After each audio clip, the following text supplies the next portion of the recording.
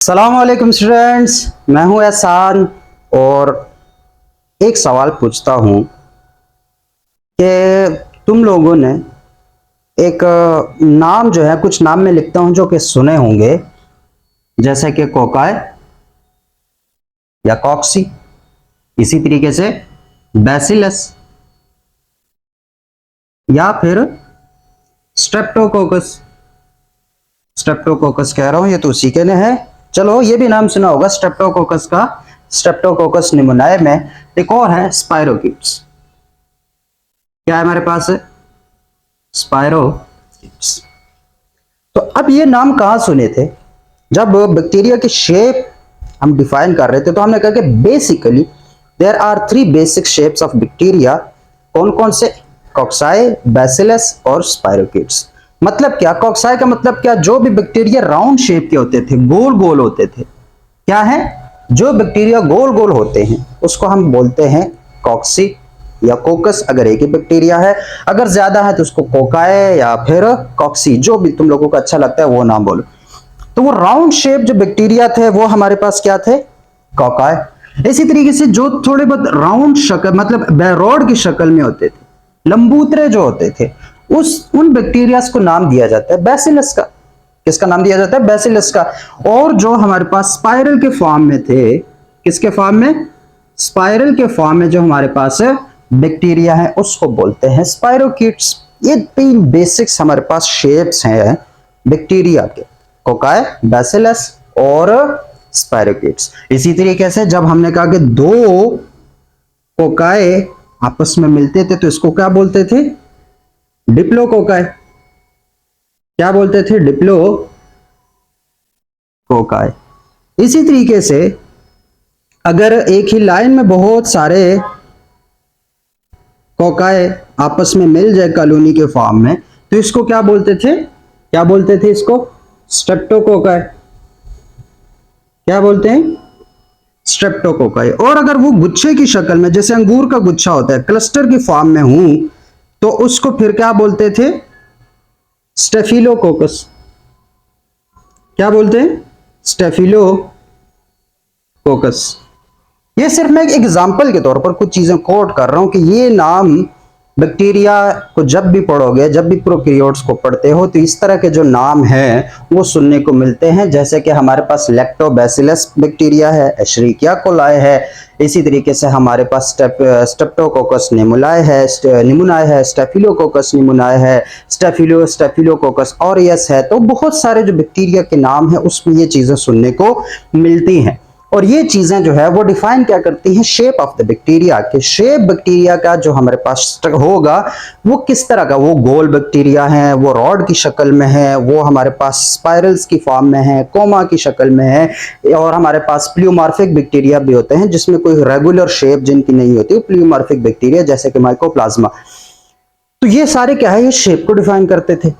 तो कोकस का जब मतलब जहां पर भी कोकस आए जो तो हम समझ जाते हैं कि हमारे पास राउंड शेप है। फिर स्टेफिलोकोकस का मतलब क्या होता है? स्ट्रेप्टोकोकस का, डिप्लोकोकस का, इस तरीके से जो हमारे पास मुख्तलिफ हैं तो वो नाम से हमें पता चल जाता है।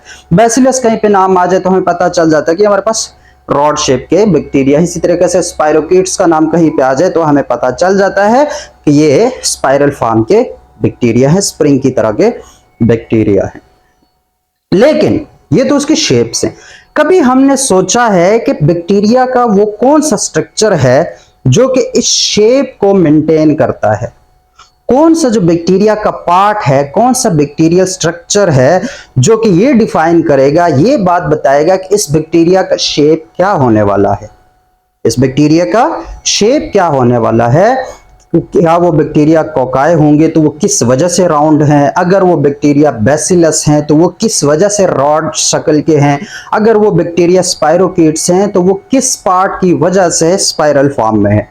तो उस पार्ट का नाम, वो बैक्टीरिया का वो वाला पार्ट जो कि बैक्टीरियल शेप को मेंटेन करता है, बैक्टीरिया को सपोर्ट देता है, उसको एक शक्ल देता है, वो शेप देता है, उस पार्ट का नाम है सेल वॉल।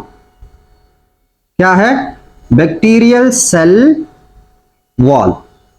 बैक्टीरिया के सेल की दीवार। ये वो पार्ट है बैक्टीरिया के अंदर जो कि किसी भी बैक्टीरिया को उसकी शेप देता है। और भी बहुत सारे फंक्शंस हैं, अब हम उधर नहीं जा रहे, लेकिन हमने स्टार्ट क्या किया था कि ये जो नाम कुछ सुने होते हैं हमारे जहन में जो होते हैं, उसको जो शक्ल देता है बैक्टीरिया की जो शेप डिफाइन होती है और ड्यू टू सेल वॉल होती है। ड्यू टू क्या होती है? सेल वॉल होती है। तो हमारा जो प्रॉपर हमारे पास लेक्चर है वो किस बारे में है? वो आज इंशाल्लाह ये है कि what is the structure of bacterial cell wall. What is the structure of bacterial cell wall? तो बैक्टीरियल सेल वॉल अगर हम थोड़ा सा अपने पुराने लेक्चर्स को रिकॉल करें तो हमने कहा कि बैक्टीरिया का एक पार्ट होता है बैक्टीरियल एनवलप। क्या होता है हमारे पास? Bacterial envelope. पहले हमारे पास थे बैक्टीरियल अपेंडेजेस जिसमें पिल्लाए, जिसमें फिम्बरी और जिसमें फ्लैजिला आते थे। उसके बाद है बैक्टीरियल एनवेलप, मतलब कौन कौन सी चीजों ने एक बैक्टीरिया के स्ट्रक्चर को सराउंड किया हुआ होता है। तो उसमें हमने कहा था कि सबसे पहले आता है हमारे पास ग्लाइकोकैलिक्स। क्या आता है? ग्लाइकोकैलिक्स, जिसके अंदर हमने क्या क्या पढ़ा? जिसके अंदर हमने कैप्सूल पढ़ा और क्या पढ़ा? स्लाइम पढ़ा। ये ग्लाइकोकैलिक्स का पार्ट है जो outer most structure of the bacteria है, जो एनवेलप का पार्ट है। दूसरा पार्ट इसका होता है हमारे पास जो बैक्टीरिया को सराउंड कर रहा होता है वो है सेल वॉल। वो क्या है हमारे पास? Cell wall. और तीसरा पार्ट है जो कि बैक्टीरिया के स्ट्रक्चर को सराउंड करता है, that is bacterial cell membrane. That is bacterial cell membrane. मतलब ये एक बैक्टीरिया है, उसकी जो सबसे आउटर मोस्ट स्ट्रक्चर है वो हमारे पास, आउटर मोस्ट कह रहा हूं, जो सबसे पहला स्ट्रक्चर आएगा वो बैक्टीरियल सेल मेम्ब्रेन। फिर इसके ऊपर बैक्टीरियल सेल वॉल, इसके ऊपर क्या है? Bacterial cell wall. फिर उसके ऊपर आउटर मोस्ट स्ट्रक्चर हमारे पास है बैक्टीरियल ग्लाइकोकैलिक्स होगा, जो कि बाद में कैप्सूल के फॉर्म में होगा और बाद में हमारे पास है स्लाइम की फॉर्म में होगा। तो ये हमारे पास तीनों जो हैं, ये जो तीनों स्ट्रक्चर्स हैं जो कि बैक्टीरिया को सराउंड कर रहे हैं, इनको मिला के बोला जाता है बैक्टीरियल एनवलप। और उसमें हम ग्लाइकोकैलिक्स को पढ़ चुके हैं ये वाला। आज हम पढ़ेंगे सेल वॉल को। सेल वॉल हमारे पास आउटसाइड द सेल मेम्ब्रेन, मतलब ये बैक्टीरियल सेल मेम्ब्रेन है, बैक्टीरियल सेल मेम्ब्रेन है। और इस बैक्टीरियल सेल मेम्ब्रेन के बाहर के साइड पे हमारे पास क्या है? Cell wall. क्या है हमारे पास? Cell wall. और सेल वॉल से आगे हमारे पास क्या है? कैप्सूल। तो सेल वॉल हमारे पास एक सैंडविच हुआ होता है between cell membrane and glycocalyx. बीच में हमारे पास क्या आता है? सेल वॉल आता है। क्या आता है? Cell wall. और सेल वॉल का एक फंक्शन हम अभी देख चुके हैं कि सेल वॉल का जो एक फंक्शन है वो maintain and provide shape and support to the bacteria. Bacteria के सेल को सपोर्ट देना और उसको शेप देना, वो हमारे पास किसका काम होता है? सेल वॉल का काम है। तो अब अगर थोड़े से हम इसकी कंपोजिशन की तरफ जाते हैं कि सेल वॉल जो है वो बना किस चीज का है? किसका सेल वॉल? बैक्टीरिया का जो सेल वॉल है वो किस चीज का बना है, जो कि हमारे पास मेन इंपॉर्टेंट पार्ट है इस लेक्चर का, that is composition of bacterial cell wall. क्या है हमारे पास? Composition of bacterial cell wall.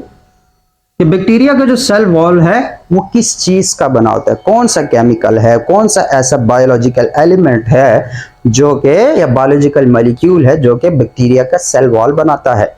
तो जहन पे जोर दो, हमने क्या बात की थी पहले चैप्टर में कि जो हमारे पास प्लांट्स वगैरह हैं उनका सेल वॉल बनाता है सेल्यूलोज, जो कि प्योरली एक कार्बोहाइड्रेट है। इसी तरीके से हमारे पास फंजाई वगैरह का जो सेल वॉल है वो बनाता है काइटिन, जो कि कार्बोहाइड्रेट है। लेकिन लेकिन लेकिन जो हमारे पास बैक्टीरिया का जो सेल वॉल है उसको बनाता है एक बायोलॉजिकल मॉलिक्यूल जिसका नाम है पेप्टिडोग्लाइकन। जिसका नाम क्या है? पेप्टिडोग्लाइकन, या इसका एक और नाम आएगा म्यूरिन। दोनों नाम है इसके, पेप्टिडोग्लाइकन और म्यूरिन। तो ये वो बायोलॉजिकल मॉलिक्यूल है जो कि बैक्टीरिया का सेल वॉल बनाएगा। बैक्टीरिया का एक पॉलीसैकेराइड मॉलिक्यूल है, एक पॉली मॉलिक्यूल है पेप्टिडोग्लाइकन, जो कि बैक्टीरिया का सेल वॉल बनाता है। और अगर हम यहां गौर से देखें तो पेप्टिडो का मतलब इसमें पेप्टाइड्स है, इसमें क्या है? पेप्टाइड्स भी है और ग्लाइकन भी है, इट्स मीन इसमें कार्बोहाइड्रेट भी है। तो पेप्टाइड क्या है? प्रोटीन। पेप्टाइड क्या होगी? प्रोटीन। ग्लाइकन मतलब कार्बोहाइड्रेट। ग्लाइकन मतलब कार्बोहाइड्रेट, जैसे सेलुलोज उसमें हमारे पास ग्लूकोज के ग्लाइकन्स आपस में जुड़ते हैं, तो कार्बोहाइड्रेट है, इसमें प्रोटीन भी है, इसमें कार्बोहाइड्रेट भी है, तो इसका नाम क्या होगा हमारे पास कि ये एक ग्लाइकोप्रोटीन है, ग्लाइकोप्रोटीन है। समझ आ गई? जो बैक्टीरियल सेल वॉल को बनाने वाले जो मॉलिक्यूल है बेसिकली वो एक ग्लाइकोप्रोटीन होता है, जिसमें कुछ प्रोटीन पार्ट होगा, कुछ कार्बोहाइड्रेट का पार्ट होगा, और उसको कहते हैं पेप्टिडोग्लाइकन। उसको क्या बोलते हैं? पेप्टिडोग्लाइकन। और ये जो पेप्टिडोग्लाइकन है हमारे पास, ये क्या है? एक बैक्टीरिया है। तो इस बैक्टीरिया के गिर्द पेप्टिडोग्लाइकन जो है वो सराउंड किया होता है। और खुद बताओ जरा कितने मॉलिक्यूल्स होंगे पेप्टिडोग्लाइकन के जो कि एक बैक्टीरिया को सराउंड कर रहे होंगे? कितने मॉलिक्यूल्स होने चाहिए? अंदाजा लगाओ, जहन में सोचो कि कितने मॉलिक्यूल्स हैं पेप्टिडोग्लाइकन के जो कि एक बैक्टीरिया को सराउंड करेंगे। तो जितने भी आप लोगों के जहन में आ रहे हैं, लेकिन जो एक्चुअल है वहां तक नहीं पहुंच रहा। एक्चुअली हमारे पास एक बैक्टीरिया को, एक टिपिकल बैक्टीरिया को सिर्फ एक मॉलिक्यूल, एक बहुत बड़ा मॉलिक्यूल, एक बहुत बड़ा macro molecule, one macro molecule of peptidoglycan surrounds the whole bacteria. एक बैक्टीरिया को पेप्टिडोग्लाइकन का एक ही मॉलिक्यूल जो है वो सराउंड करता है, कुछ ज्यादा मॉलिक्यूल इसमें नहीं आती, एक ही मैक्रो मॉलिक्यूल होता है जो कि पूरे बैक्टीरिया को सराउंड कर लेता है। ठीक है, तो अब हमें यह तो पता चल गया है कि जो बैक्टीरियल सेल वॉल है वह पेप्टिडोग्लाइकन का बना हुआ होता है। किसका बना होता है? पेप्टिडोग्लाइकन का। अब इसमें दो तरह के, जहां हमने ग्राम स्टेनिंग की तो हमने कहा कि दो तरह के हमारे पास बैक्टीरिया हो सकते हैं, ग्राम नेगेटिव और ग्राम पॉजिटिव।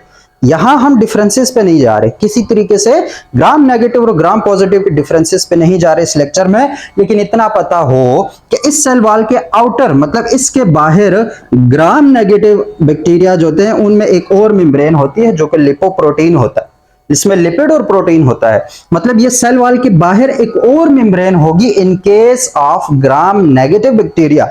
तो अगर बुक में लिखा हुआ है कि हमारे पास वो पेप्टिडोग्लाइकन के भी बना होता है और उसका आउटर मोस्ट लेयर जो है वो किसकी बनी है? लिपोप्रोटीन की, तो वो लिपोप्रोटीन वो बुक फिर बात करेगी ग्राम नेगेटिव बैक्टीरिया की।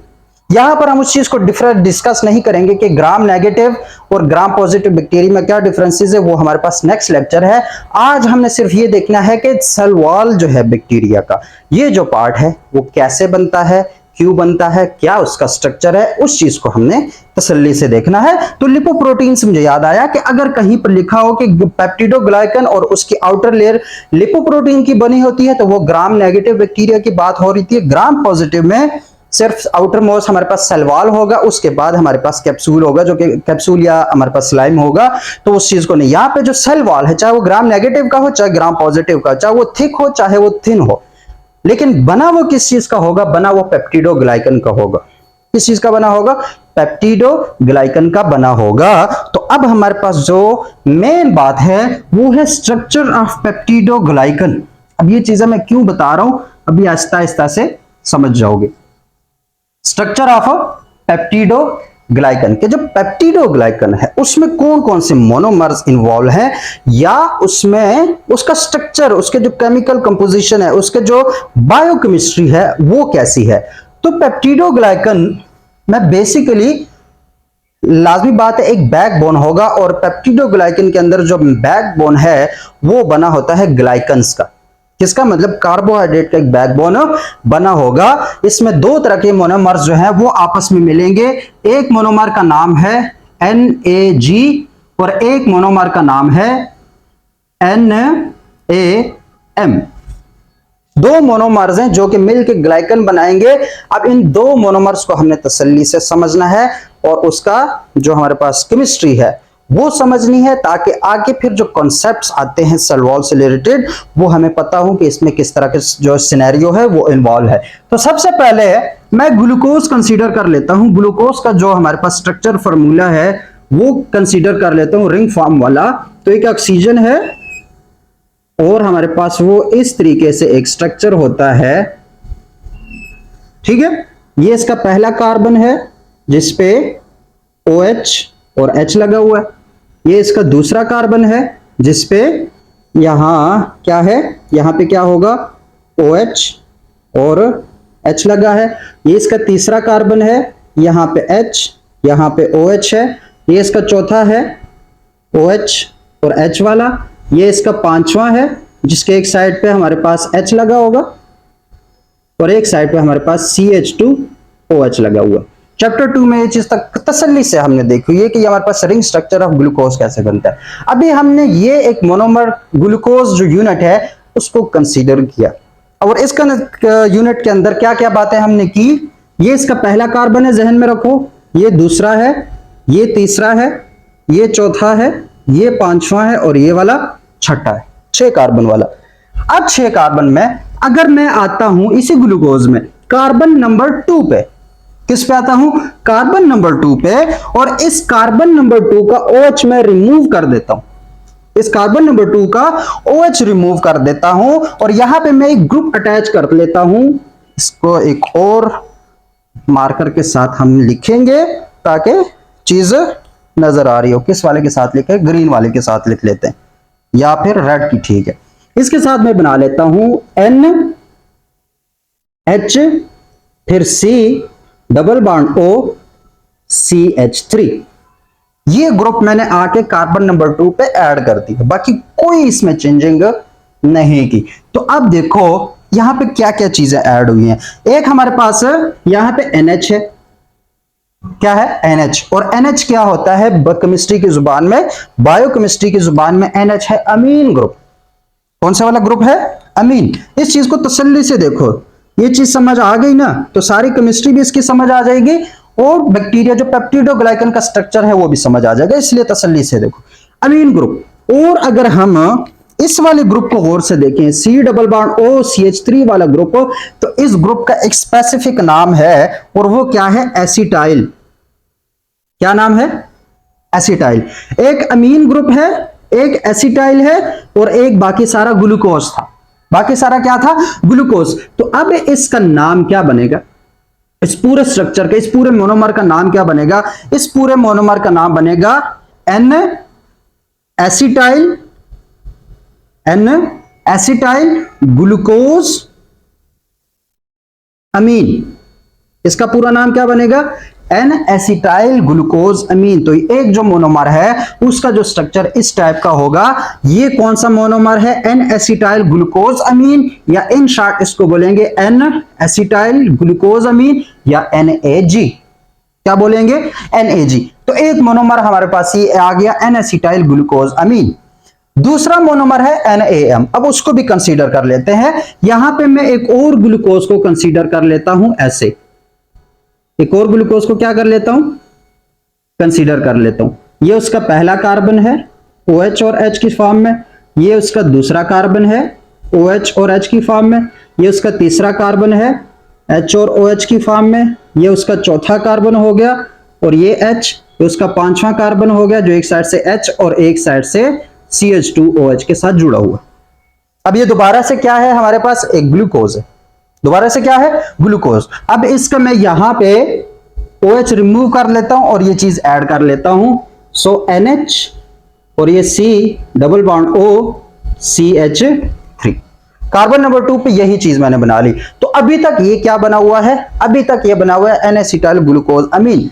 अब मैं आता हूं कार्बन नंबर 3 पे। किस पे आता हूं, कार्बन नंबर 3 पे। ये कार्बन नंबर 1 है, ये कार्बन नंबर 2 है, ये कार्बन नंबर 3 है, ये 4 है, ये 5 है और ये वाला 6 है। तो आता हूं मैं कार्बन नंबर 3 पे और कार्बन नंबर 3 पे जो OH है, कार्बन नंबर 3 पे जो OH है वहां से H रिमूव कर देता हूं। क्या रिमूव कर देता हूं, H, और इस O के साथ एक और ग्रुप आके अटैच कर देता हूं, ये वाला C double bond O OH और यहां पे CH3 और यहां पे H। ये वाला ग्रुप मैंने आके ऐड कर दिया। तो इस ग्रुप की वजह से अब ये जो सारा स्ट्रक्चर है इसका एक नाम बन गया और नाम क्या बना, N acetyl muramic acid. N acetyl muramic acid, ठीक हो गया। तो दूसरा हमारे पास मोनोमर क्या है, N acetyl muramic acid, MURAMIC, muramic acid. तो एक मोनोमर हमारे पास आ गया एन एसिटाइल म्यूरामिक एसिड जिसका ये वाला स्ट्रक्चर है। एक मोनोमर हमारे पास आ गया एन एसिटाइल ग्लूकोजामीन जिसका ये वाला स्ट्रक्चर है, जिसका क्या है, ये वाला स्ट्रक्चर है। तो अब यहां पे देखो एक मोनोमर ये है, एक मोनोमर ये है, दोनों मिलके क्या है, यहां पे कंडेंसेशन होगी। कंडेंसेशन का मतलब क्या हुआ कि हमारे पास कार्बन नंबर 1 और कार्बन नंबर 2 दूसरे मोनोमर का, इन दोनों के दरमियान बनेगा बॉन्ड। और कार्बोहाइड्रेट्स को थोड़ा सा रिकॉल करो, जब डाइसैकेराइड बनता था तो डाइसैकेराइड में एक बॉन्ड बनता था, दो ग्लूकोज मोनोमर या फ्रुक्टोज मोनोमर या जो भी मोनोमर्स है उन दो कार्बो मोनोमर्स के दरमियान एक बॉन्ड बनता था जिसको हम बोलते थे ग्लाइकोसिडिक लिंकेज या फिर ग्लाइकोसिडिक बॉन्ड।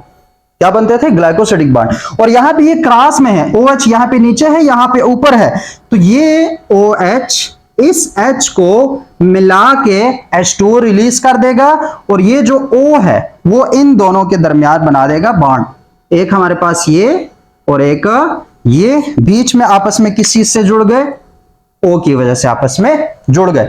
तो यहां पे क्या बना, यहां पे हमारे पास ग्लाइकोसिडिक लिंकेज हुई।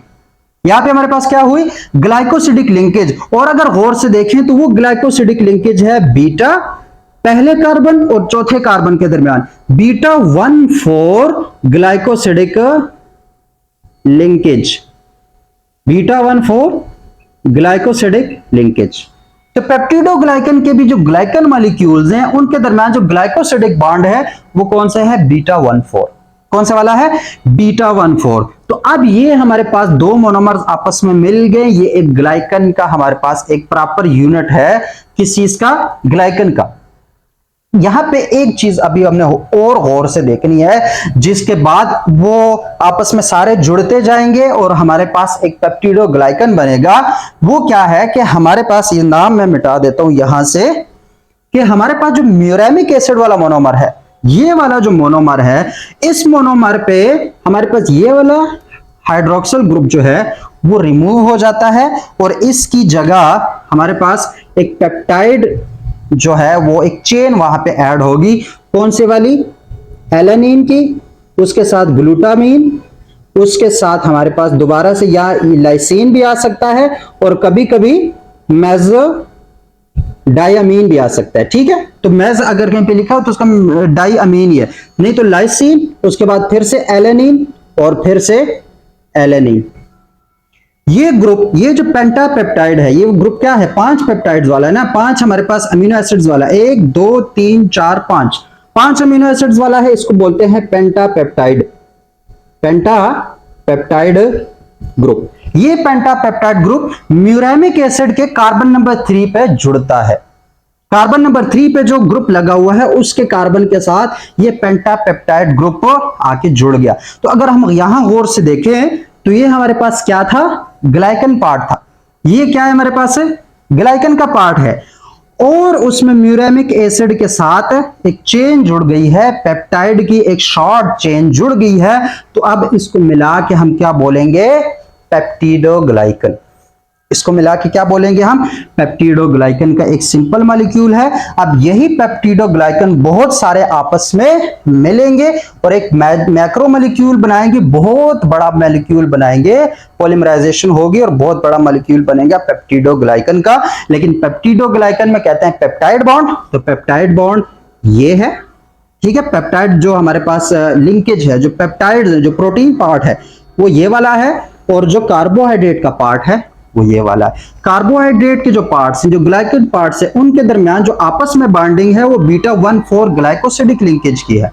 ठीक है, किसकी है, ग्लाइकोसिडिक लिंकेज की है। तो होप सो कि ये समझ आ गई है कि हमारे पास जो पेप्टिडोग्लाइकन है उसमें एक मोनोमर एन एसिटाइल ग्लूकोजामीन का होता है, एक मोनोमर हमारे पास एन एसिटाइल म्यूरेमिक एसिड का होता है और उस म्यूरेमिक एसिड वाला जो मोनोमर है उसके साथ जुड़ा होता है हमारे पास पेंटापेप्टाइड चेन ऑफ द प्रोटीन, ये उसके साथ जुड़ी है। एन ग्लूकोजामीन वाले के साथ नहीं जुड़ी होती, म्यूरेमिक एसिड के साथ जुड़ी होती है और इसकी वजह से बाज दफा पेप्टिडोग्लाइकन को एक और नाम दिया जाता है which is murein, which is murein. तो म्यूरिन भी म्यूरेमिक एसिड की वजह से इसको दिया जाता है। ये जो म्यूरेमिक एसिड वाला पार्ट है इसकी वजह से पेप्टिडोग्लाइकन को बाज दफा क्या कहा जाता है, म्यूरिन कहा जाता है। तो होप्स हो कि जो केमिस्ट्री थी पेप्टिडोग्लाइकन की वो समझ आ गई कि उसकी केमिस्ट्री कैसी है। अब ये चीज जब जहन में है, इस चीज को जहन में रखो और हम दोबारा से आते हैं सेल वॉल पे, कि जो cell wall of the bacteria है वो कुछ ऐसे ही आपस में जुड़ा हुआ है। तो सेल वॉल पे अगर दोबारा से आए तो हमारे पास ये क्या है, एक बैक्टीरियल सेल मेम्ब्रेन है। क्या हमारे पास है? बैक्टीरियल सेल मेम्ब्रेन है। और इस बैक्टीरियल सेल मेम्ब्रेन के बाहर हमारे पास क्या होगा? सेल वॉल होगा। सेल वॉल का बैकबोन जो है वो कौन बना रहा है? सेल वॉल का बैकबोन बना रहा है हमारे पास ग्लाइकन के मॉलिक्यूल्स, जो हमारे पास कार्बोहाइड्रेट जो हमारे मोनोमर से ग्लूकोज अमीन के और म्यूरामिक एसिड के, वो हमारे पास इसका आउटर पार्ट ऐसे बना रहे हैं ऐसे बहुत बड़ा मॉलिक्यूल, एक ही मॉलिक्यूल है जो कि इसके गिर्द लिपटा होगा। क्या होगा? लिपटा होगा, ऐसे मैं बना लेता हूं। और ये तो हो गया ग्लाइकन पार्ट। और जिसमें म्यूरिन वाला जो पार्ट था उसके साथ क्या है? एक छोटे छोटे चेन्स लटके हुए हैं। किस चीज के? चेन्स लटके हुए हमारे पास पेप्टाइड्स के। किसके लटके हुए हैं? पेप्टाइड्स के जो चेन्स हैं वो यहां पे लटके हुए हैं ऐसे। ठीक हो गया? समझ आ रही है? अब मैं दोबारा उसमें नहीं जा रहा। ये जो रेड रेड के जो पार्ट्स हैं ये हमारे पास क्या है? चेन्स हैं उन पेप्टाइड्स के जो कि म्यूरेमिक पार्ट से लटके हुए हैं ऐसे। क्या हुए हैं? लटके हुए हैं ऐसे। ठीक है? तो अब ये जो पेप्टाइड है, ये जो हमारे पास पेप्टाइड लिंकेज है, इस पेप्टाइड लिंकेज में अगर हम गौर से देखते हैं तो एक बिलफर्ज में एक ये वाला कंसीडर कर लेता हूं, और वो पेप्टाइड लिंकेज है कुछ इस तरीके से, सी बीच वाला।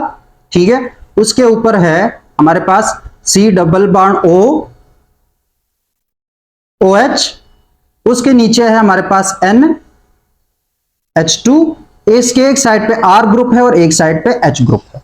ये एक सिंपल अमीनो एसिड है, बिल्कुल यहां से एक सिंपल अमीनो एसिड मैंने ऐसे ले लिया। एक मैं कह रहा हूं कि ये वाला जो है, ये जो दूसरी हमारे पास मॉलिक्यूल है उसका जो पेप्टाइड पार्ट है वो यहां पे आके कहीं आ रहा है, सी डबल बॉन्ड OH, उसके बाद ये बीच वाला C, और ये एक साइड पे NH, एक साइड पे R और एक साइड पे फिर से H। एक हमारे पास मैं कह रहा हूं एक अमीनो एसिड यहां से इसके सामने आ गया, एक अमीनो एसिड इस वाले पार्ट का यहां से सामने आ गया। तो अब ये वाला पार्ट और ये वाला पार्ट एक दूसरे के क्या आ गए? सामने आ गए। तो अब यहां से क्या होगा कि ये H और ये OH रिमूव हो जाएंगे। क्या हो जाएंगे? रिमूव हो जाएंगे, और ये H2O की फॉर्म में रिमूव हो जाएंगे, और ये N जो है वो इस कार्बन के साथ बॉन्ड बना लेगा। इस कार्बन के साथ क्या बॉन्ड बना लेगा? बॉन्ड। और अगर इसको मैं एक तसल्ली से, जिस तरह हमने क्लास क्या CR, ये H, ये C डबल बॉन्ड O, ये OH, और ये C के साथ N था, और ये H था, और ये H था ऐसे, और दूसरा ऐसे C डबल बॉन्ड OH, उसके साथ H, ये R, और ये NH वाला आ गया, NH और H। ये एक अमीनो एसिड ये है, एक अमीनो एसिड ये है, और इनका हमारे पास ये H और ये OH रिमूव हो गया in the form of H2O, और बीच में एक बॉन्ड बन गया N और C के दरमियान। तो जरा सोचो ये वाला बॉन्ड कौन सा बॉन्ड था? इस बॉन्ड को हमने नाम दिया था पेप्टाइड बॉन्ड का। किसका नाम दिया था? पेप्टाइड बॉन्ड का। जो दो अमीनो एसिड्स के दरमियान बॉन्ड बनता है that is peptide bond, that is a peptide bond. तो यहां पर भी देखो एक इसका जो हमारे पास ये जो पेप्टाइड लिंकेज है, जो रस्सी नीचे लटक रही है, उसका एक अमीनो एसिड और ये दूसरे के जो अमीनो एसिड है ये एक दूसरे के साथ क्रॉस लिंक में पेप्टाइड बॉन्ड बना लेंगे। क्या बना लेंगे? क्रॉस लिंक में पेप्टाइड बॉन्ड बना लेंगे ऐसे। अब एक और कहां पे ये क्रॉस हो रहा है, यहां से ये यहां पे, फिर और क्रॉस कहां पे हो रहा है? कहां पे बनाए हुए मैंने? चलो एक क्रॉस जो है वो इन दोनों के दरमियान बना देते हैं। इस तरीके से ये जितने भी पेप्टाइड लिंकेज है वो एक दूसरे के साथ पेप्टाइड बॉन्ड बना लेते हैं। तो यहां पे प्रॉपर हमारे पास पेप्टिडोग्लाइकन का मॉलिक्यूल बनता है। पेप्टिडोग्लाइकन पूरा सेल वॉल बनाता है। पेप्टिडोग्लाइकन में मोनोमर्स हैं हमारे पास एन ग्लूकोजामीन और एन एसिटाइल म्यूरामिक एसिड, उन्होंने तो बैकबोन बना लिया। जो म्यूरामिक एसिड वाला जो मोनोमर था उसके साथ जो पेप्टाइड लिंकेज थी, वो जो हमारे पास पेप्टाइड चेन लटकी हुई थी, वो चेन और दूसरे म्यूरामिक की चेन के साथ क्रॉस लिंकिंग होगी। एक वाले का अमीनो एसिड दूसरे वाले के अमीनो एसिड के साथ पेप्टाइड बॉन्ड बना लेगा और इस तरीके से एक पूरा जो हमारे पास पेप्टिडोग्लाइकन का मॉलिक्यूल है वो फॉर्म हो जाएगा, वो बन जाएगा। और इस तरीके से हमारा जो सेल का सेल वॉल है, जो बैक्टीरिया का सेल वॉल है, वो बन जाता है ड्यू टू पेप्टिडोग्लाइकन। तो ये बात तो हो गई हमारे पास। अब मैं ये चीजें जो है वो इसको इतनी तसल्ली से बता क्यों रहा हूं, इतनी तसल्ली से बता क्यों रहा हूं कि एक चीज जो हमने समझनी है, एक तो हमें पता लग गया कि इस पेप्टिडोग्लाइकन की वजह से ये जो सेल का जो बैक्टीरिया है उसका जो सेल है उसकी एक शेप मेंटेन हो गई है। क्या मेंटेन होगी? शेप। कि अब ये रॉड की शक्ल का है तो यहां पर रॉड की शक्ल का बैक्टीरिया नजर आएगा। अगर ये हमारे पास पेप्टिडोग्लाइकन राउंड हो तो हमें कोकाई नजर आएगा। अगर वो स्पाइरल हो तो हमारे पास स्पाइरोकीट्स के फॉर्म में नजर आ जाएगा। ये बात तो हमें समझ आ गई। दूसरी बात ये भी समझ आ गई, शेप की तो हमें समझ आ गई। सपोर्ट मुहैया करता है। क्या मुहैया करता है? सपोर्ट। अब सपोर्ट का मतलब क्या है? वो चीज काफी इंपॉर्टेंट है। वो चीज क्या है? काफी इंपॉर्टेंट है। काफी इंपॉर्टेंट किस सेंस में है? काफी इंपॉर्टेंट इस सेंस में है कि ये बैक्टीरिया वगैरह जो है जब हमारे बॉडी में जाते हैं या कहीं पर जाते हैं तो उस हमारे बॉडी के अंदर फ्लूइड ही फ्लूइड होता है, पानी ही पानी होता है। बाकी सारी जिसमें वाटर की क्वांटिटी ज्यादा है, इस तरह आम एनवायरनमेंट में जो पानी वगैरह में अगर कोई बैक्टीरिया गिर जाए या जो भी हो तो वहां पे पानी ही पानी होता है। और बैक्टीरिया के जो इंटरनल इन्वायरमेंट है, ये जो अंदर बैक्टीरिया के सेल के अंदर जो इन्वायरमेंट है वो हमारे पास क्या है? हाइपरटोनिक होता है। वो क्या होता है? हाइपरटोनिक। हाइपरटोनिक का मतलब क्या है कि उसमें हमारे पास साल्ट्स वगैरह की कंसंट्रेशन ज्यादा होगी, साल्ट्स वगैरह की कंसंट्रेशन ज्यादा होगी। वो इंटरनल जो इन्वायरमेंट ऑफ द बैक्टीरिया है वो हाइपरटोनिक है as compared to the external environment. जो हमारे बॉडी के अंदर जो फ्लूइड का इन्वायरमेंट है वो हमारे पास क्या होगा? हाइपोटोनिक होता है। मतलब इसमें पानी ज्यादा होता है जबकि बैक्टीरिया के सेल के अंदर पानी कम होता है। तो क्या है कि ड्यू टू ओस्मोलैरिटी, ओस्मोलैरिटी की वजह से क्या है कि जो बाहर का पानी है वो इस बैक्टीरिया के अंदर जा रहा होगा, इस बैक्टीरिया के अंदर जा रहा होगा। और एक बात और कि ये जो सेल वॉल है ये वेरी वेरी पोरस होता है। ये कोई परमिएबल मतलब वो सेलेक्टिव परमिएबल या इम्परमिएबल नहीं, ये हर चीज को जाने दे रहा होता है। ठीक है, जो परमिएबिलिटी का कॉन्सेप्ट उठता है वो सेल मेम्ब्रेन की वजह से उठता है कि किस चीज को जाने देना और किस चीज को जाने नहीं देना, वो ये डिसाइड करता है सेल मेम्ब्रेन। लेकिन जो सेल वॉल है वो पोरस है, उसमें कई सुराख होते हैं जिससे हर चीज घुस सकती है। तो यहां पे क्योंकि वाटर की कंसंट्रेशन कम थी, बाहर वाटर की कंसंट्रेशन ज्यादा होती है, तो जो बाहर सराउंडिंग से वाटर वगैरह है, फ्लूइड वगैरह है, वो क्या करता है? वो इस बैक्टीरिया के अंदर घुसने की कोशिश करता है। और बैक्टीरिया के अंदर घुसने की वजह से क्या है? पानी जो है वो बैक्टीरिया की साइटोप्लाज्म में आ जाता है। तो पानी भरते जाए किसी चीज में तो वो चीज फूलना शुरू हो जाती है, बैक्टीरिया स्वेल करना शुरू हो जाता है, फूलना शुरू हो जाता है। और उस फूलने की वजह से क्या है कि ये जो सेल वॉल क्या है हमारे पास, अगर बैक्टीरिया के बाहर सेल वॉल ना हो तो ड्यू टू दिस ओस्मोलैरिटी ये बैक्टीरिया बस्ट कर जाएगा, ब्लास्ट कर जाएगा, धमाका करेगा। क्या करेगा? बस्ट करेगा, धमाका करेगा। अगर ये सेल वॉल ना हो तो ये सेल वॉल जो है वो इस बैक्टीरिया को सपोर्ट दे रहा होता है, इसको बस्ट होने से बचाता रहता है। क्या है? बैक्टीरियल जो सेल वॉल है वो बैक्टीरिया को बस्ट होने से बचाता है ड्यू टू वाटर या ड्यू टू फ्लूइड। जो बैक्टीरिया बस्ट करता है उससे बचाने के लिए सेल वॉल अपना काम करता है। क्या करता है? सेल वॉल अपना काम करता है। तो ये इसकी वजह से भी ये चीज ज्यादा इंपॉर्टेंट हो जाती है। अब मेन रीजन कि मैं सेल वॉल को काफी मतलब तसल्ली से, हालांकि बुक में 3 लाइनें टोटल लिखी हुई है, लेकिन मैं इसको इतना डिटेल में क्यों बता रहा हूं? क्योंकि ज्यादातर जो हमारे पास एंटीबायोटिक्स हैं, अब एंटीबायोटिक्स क्या है? ऐसे अद्वियात, ऐसी मेडिसिन जो बैक्टीरिया के अगेंस्ट काम करती हैं उसको एंटीबायोटिक्स बोलते हैं। तो अगर हमारे बॉडी में इंफेक्शन हुआ है, कोई बैक्टीरियल इंफेक्शन है, तो सबसे पहले तो हमें ये रिकॉग्नाइज करना है कि वो ग्राम पॉजिटिव है या ग्राम नेगेटिव बैक्टीरिया है। ठीक है, पर उसकी मदद से, उसके लिहाज से हम दवाइयां वगैरह देते हैं। दूसरी बात यह कि बहुत सारे एंटीबायोटिक्स हैं जो कि सेल वॉल पे काम करते हैं, सेल वॉल को डिस्टर्ब करते हैं, बैक्टीरिया के सेल वॉल को डिस्टर्ब करते हैं, बैक्टीरिया के पेप्टिडोग्लाइकन को डिस्टर्ब करते हैं। तो उसकी डिस्टर्बेंस की वजह से जो है वो बैक्टीरिया मर जाता है। तो वो किस, जैसे कि हमारे पास पेनिसिलिन है, हमारे पास वैंकोमाइसिन है, हमारे पास सेफेलोस्पोरिन है, ये कई एंटीबायोटिक्स हैं जो जिसका काम सेल वॉल पे होता है। वो सेल वॉल को क्या करती है, उसको डिसरप्ट करती है। अभी हम समझेंगे कैसे डिसरप्ट करती हैं, लेकिन वो सेल वॉल को इफेक्ट करती हैं और इसकी वजह से बैक्टीरिया की ग्रोथ खत्म हो जाती है। तो इसलिए भी सेल वॉल का पढ़ाना लाजमी हो जाता है कि सेल वॉल बेसिकली पेप्टिडोग्लाइकन का कैसे बना है, ताकि हमें सेल पेप्टिडोग्लाइकन का स्ट्रक्चर और सेल वॉल का स्ट्रक्चर पता हो, तो उसी के मुताबिक फिर हम एंटीबायोटिक्स जो है वो सजेस्ट कर सकते हैं, वो प्रिस्क्राइब कर सकते हैं। तो अब ये जो पेनिसिलिन वगैरह है, या जो हमारे पास वैंकोमाइसिन है, या हमारे पास जो सेफेलोस्पोरिन है, कोई एंटीबायोटिक्स जो है, अब ये सेल वॉल को कैसे इफेक्ट करती है उस चीज को थोड़ा सा समझो। बिल्कुल इजी सा कॉन्सेप्ट है, और वो क्या है कि हमारे पास जब एक बैक्टीरिया को डिवाइड करने का दिल कर रहा होता है, एक बैक्टीरिया को क्या करने का दिल कर रहा होता है, डिवाइड करने का दिल कर रहा होता है, तो उस डिवाइड के वक्त सेल वॉल खत्म हो जाता है और ये बैक्टीरिया दो में कन्वर्ट हो जाता है। बैक्टीरिया किस में कन्वर्ट हो जाता है, दो में। आगे हम इसकी रिप्रोडक्शन देखेंगे। तो जब दो में कन्वर्ट होता है, तो अब यहां पे देखो साइटोप्लाज्म जो है, या इसके बाहर अभी सेल वॉल नहीं है, इसके बाहर अभी सेल वॉल नहीं है। तो जब इसके बाहर सेल वॉल नहीं होगी, तो ये जो छोटे छोटे बैक्टीरिया है, इनमें क्या पॉसिबिलिटी है कि जो बाहर के एनवायरनमेंट से पानी है वो इन बैक्टीरिया के अंदर चला जाए, इन बैक्टीरिया के अंदर चला जाए। तो उस हाइपरटोनिक एनवायरनमेंट से खुद को बचाने के लिए ये बैक्टीरिया जल्दी जल्दी से, ये जो छोटे छोटे बैक्टीरिया हैं, रिप्रोड्यूस करने के बाद ये जल्दी जल्दी से सेल वॉल बनाना शुरू कर देते हैं। क्या बनाना शुरू कर देते हैं, सेल वॉल बनाना शुरू कर देते हैं। तो जब तक साइटोप्लाज्म मैच्योर होता है, इनके बाहर सेल वॉल आ चुकी होती है। अब इसके बाद जो हमारे पास ऑस्मोलैरिटी की कंडीशंस है, वो इस बैक्टीरिया को अफेक्ट नहीं कर सकते, इस बैक्टीरिया को अफेक्ट नहीं कर सकते।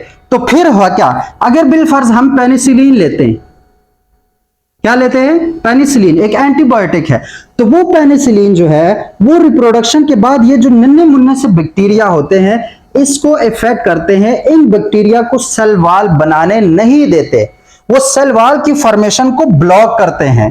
क्या करते हैं, block the formation of cell wall. तो सेल वॉल की फॉर्मेशन को क्या कर लेते हैं, ब्लॉक कर लेते हैं, फॉर्मेशन ऑफ सेल वॉल। तो जब बैक्टीरिया, जो नन्हे मुन्ने बैक्टीरिया हैं, उसका सेल वॉल नहीं बनेगा, तो उसके बाद क्या होगा कि जो बॉडी के फ्लूइड्स हैं वो इस बैक्टीरिया के अंदर चले जाएंगे, इस बैक्टीरिया के क्या हो जाएंगे, अंदर चले जाएंगे, और उन फ्लूइड्स की वजह से बैक्टीरिया बस्ट कर जाएगा। उन फ्लूइड्स की वजह से बैक्टीरिया क्या कर जाएगा, बस्ट कर जाएगा, बैक्टीरिया मर जाएगा और हम उस बीमारी से रिकवर हो जाते हैं। तो यहां पे पेनिसिलिन ने आके बैक्टीरिया को मारा नहीं है। बैक्टीरिया को मारने के लिए हमारा फ्लूइड, हमारे जो फिजिकल या जो केमिकल प्रोसेस, ऑस्मोलैरिटी वाला जो कॉन्सेप्ट है, उसकी वजह से बैक्टीरिया मरता है। पेनिसिलिन या वैंकोमाइसिन, सेफेलोस्पोरिन, जिस तरह के एंटीबायोटिक्स हैं, बेसिकली वो काम क्या कर रहे हैं, वो ये जो न्यूली फॉर्म्ड बैक्टीरिया है उनको सेल वॉल बनाने ही नहीं देते, उनको क्या नहीं करने देते, सेल वॉल बनाने ही नहीं देते। और उनके सेल वॉल ना बनाने की वजह से बॉडी फ्लूइड्स, अगर हमारे अंदर कोई बैक्टीरियल इंफेक्शन है तो उन नए बैक्टीरिया में बॉडी फ्लूइड्स अंदर चली जाती हैं और इसकी वजह से बैक्टीरिया फट जाता है। क्या है, बैक्टीरिया क्या हो जाता है, हमारे पास फट जाता है। तो ये हमारे पास कुछ था सेल वॉल से रिलेटेड, कि बैक्टीरिया का सेल वॉल कैसे होता है, किन चीजों से मिलकर बना है, उनकी केमिस्ट्री क्या है, और सेल वॉल को समझना और पढ़ना लाजमी क्यों है। तो होप सो कि काफी सारी बातों की समझ आ गई है। तो मिलते हैं इंशाल्लाह एक और लेक्चर में एक और टॉपिक के साथ। तब तक के लिए अपना ख्याल रखना और मुझे दुआओं में याद रखना। अल्लाह हाफिज।